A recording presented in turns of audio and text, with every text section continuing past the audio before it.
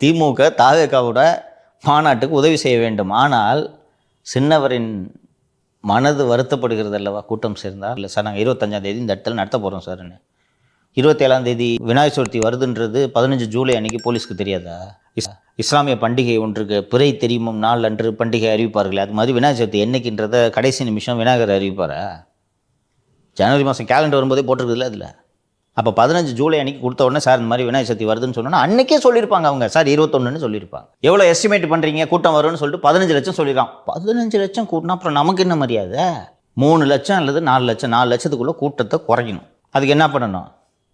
எவனும் வண்டியை வாடகை கூடாமல். எனக்கு இதெல்லாம் இவனுங்க செய்வானுங்கன்றது எனக்கு நல்லா தெரியும். விஜய் அவர்கள் ஒரு மாநாடு பண்ணா அனுமதிச்சுட்டு போயிடலாம். இவ்வளோ பயம் என்ன வேண்டி அவசியம்? அந்த மாநாடு நடந்ததும் நீங்கள் சேலத்தில் உதயநிதி தலைமையில் நடந்த இளைஞரணி மாநாட்டுக்கு வந்த கூட்டத்தையும் இந்த கூட்டத்தையும் ஒப்பிடுவீர்களா மாட்டீர்களா? நானே ஒப்பிடுவேன். அப்போது உதயநிதிக்கு சின்னவருக்கு கூட்டமே வரல. நேரு மாதிரி ஒரு ஆள் ஆர்கனைஸ் பண்ணியும் கூட்டம் வரல. ஆனால் விஜய்க்கு பாருங்கள், தானா சேர்ந்த கூட்டம் எவ்வளோ வந்திருக்குதுன்ற செய்தி பேசப்படுமா பேசப்படாதா? சர்வாதிகார ஆட்சி தானே. என்ன புதிதாக இருக்கிறதா உங்களுக்கு?